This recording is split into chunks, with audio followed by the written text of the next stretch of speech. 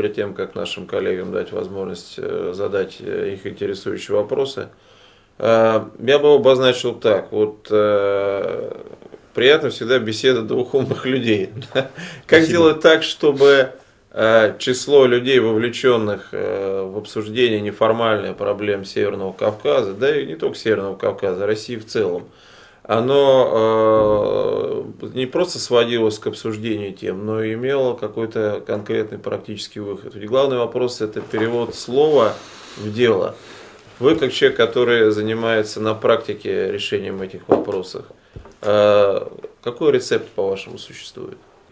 Нужно объединять усилия с единомышленниками, нужно вырабатывать какие-то смыслы, оформленные в какие-то проекты. И эти проекты уже должны быть, естественно, с осознанием реальных возможностей. И начинать с малых дел. И вот эта стратегия малых дел, вот я считаю, что в нашей стране, к сожалению, или к счастью, вот именно таким путем мы можем прийти к какому-то большому действию. Если говорить о конкретике, допустим, мы, Российский конгресс народов Кавказа, убежден, что будем активно сотрудничать с Вестником Кавказа.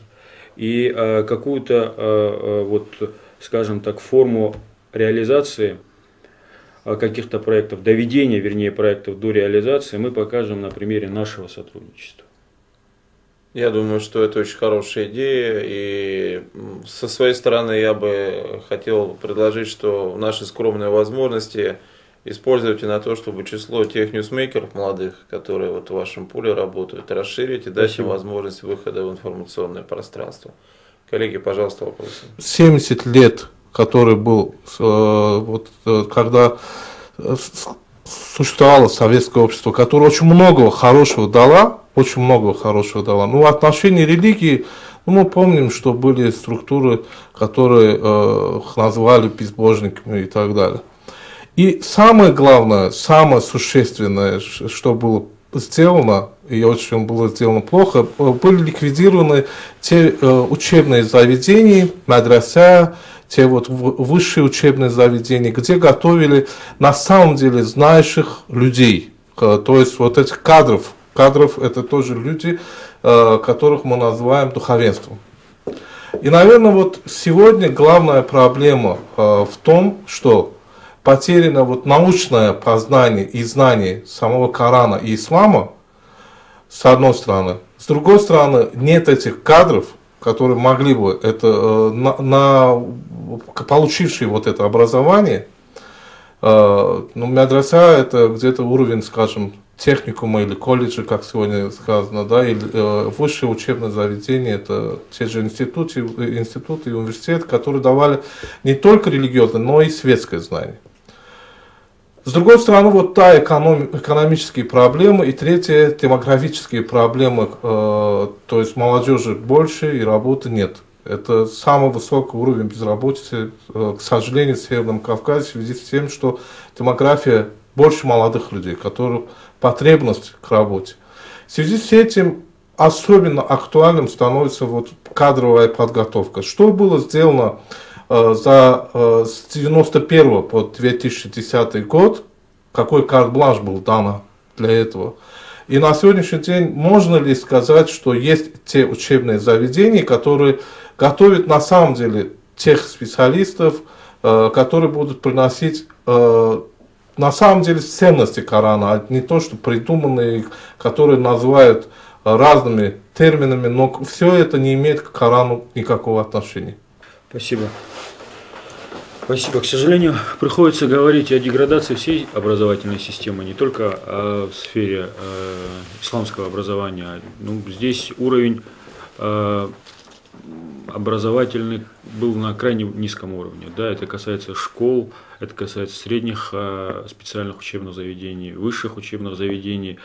Проблема еще была связана с тем, что был крайне низкий престиж знания вообще как знания. Да? Был престиж диплома, но престиж знаний напрочь отсутствовал. Сегодня, конечно, происходит некое переосмысление, но в то же время те подходы, которые сегодня существуют в вузах, да, получение образования и так далее, они не способствуют тому, чтобы образование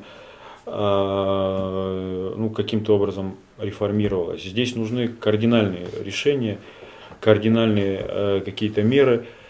Что касается сферы исламского образования, я с вами полностью согласен. К сожалению, в годы советской власти были уничтожены не просто мадресе, было уничтожено целое поколение исламских ученых, носителей исламской истины, исламской традиции, и ученых, кстати сказать, не даже регионального масштаба, очень много было ученых мирового масштаба. То есть еще в свое время Крачковский писал, говоря о дагестанских ученых, он говорит, что дагестанские ученые, они являются преподавателями, яркими учеными в крупнейших, лучших вузах Ближнего Востока, то есть что их труды, они почитаемы даже в самом Ближнем Востоке, то есть, это труды были написаны на арабском языке, арабский язык был языком деловой государственной переписки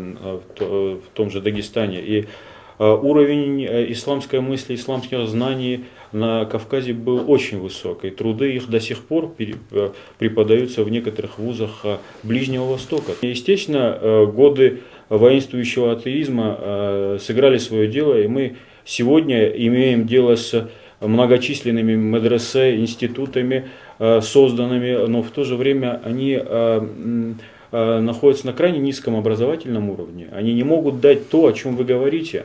Именно поэтому, к сожалению, они не престижны, и туда идет далеко не самая подготовленная часть молодежи. К слову сказать, да, и вот справедливости ради, надо сказать, что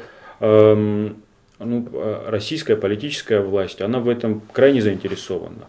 На это дело уделяется достаточное количество средств. Об этом неоднократно заявлялось, о важности воспитания своих религиозных кадров здесь, в стране, чтобы не отправлять ребят за рубеж. И, конечно, на этом этапе я вынужден заявить о том, что мы не способны готовить кадры сами.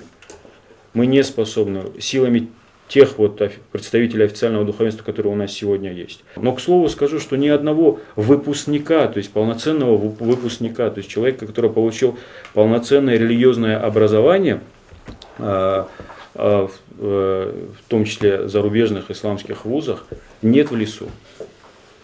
Нет в лесу, и это статистика, которая отмечается по всему миру, то есть ни в одних радикальных движениях нет выпускника, есть недоучки, есть люди, которые там где-то чего-то понахватались, самоучки там или у кого-то учились, но человек, который получил системное образование, он не уходит в лес. Насколько мне известно, вас привлекали в качестве одного из разработчиков так называемого кодекса москвича. Был такой? Он был, да. Расскажите, на каком этапе? История, да. Дело в том, что и Москва действительно всегда была открыта для всех. Именно поэтому Москва стала мегаполисом, потому что не замыкалась, открывала свои двери для всех. И в Москве привлекала не только материальные блага привлекали, да, но привлекали традиции гостеприимства, добрососедства, уважения друг к другу, высокие культурные требования, да, высокий образовательный уровень в Москве. То есть все эти вещи, была идея изложить в некий такой документ, который носил бы рекомендательный характер, как для москвича, так и для приезжего человека. И он понимал бы, да, москвич это человек, действительно, прочитав этот документ, он понимал бы, москвич это человек, на которого следует равняться. Я бы тоже хотел стать москвичом. И вот, кстати, мы в Конгрессе, в Российском Конгрессе народов Кавказа уже года 3, как вот кодекс Кавказца, но мы его еще не опрезентовали, не распространяем вот так вот массово. Он есть, и он вызывает восхищение как у кавказцев, так и у представителей других. Как удается решать или снижать зоны напряжения между самими кавказскими народами, как на самом Кавказе, так и в Москве? Вот опять-таки, применить то, что у вас большой акцент. Очень хороший вопрос. Действительно, на Кавказе отмечается высокая конфликтогенность, и она проходит по различным линиям. Да? Это межнациональные, это межконфессиональные, это внутриконфессиональные, это земельные вопросы, это клановые вопросы. То есть вот это клубок конфликтов. И действительно здесь мы отмечаем нехватку социальных институтов, которые бы позволили бы проводить профилактику, сдерживать эти конфликты и в случае таких конфликтов вмешиваться с тем, чтобы их как-то регулировать. Их нет, этих вот сдерживающих таких вот институтов, инструментов. Они вот испокон веков всегда на Кавказе существовали. И здесь актуализируется роль общественных объединений, авторитетных общественных объединений, которые действительно были бы площадкой интернациональной, межконфессиональной. Здесь Конгресс, Российский конгресс народов Кавказа уникален в своем роде, потому что подобного рода структуры нет. Есть национальные, есть конфессиональные структуры, но вот такой вот общей площадки для всех ее нет. Поэтому здесь Конгресс будет усиливать свою роль, свое участие как вот института народной дипломатии на Кавказе. И это очень востребовано, мы об этом очень много говорили с разными людьми. Здесь мы будем свое присутствие именно вот в этом ключе будем усиливать на Кавказе.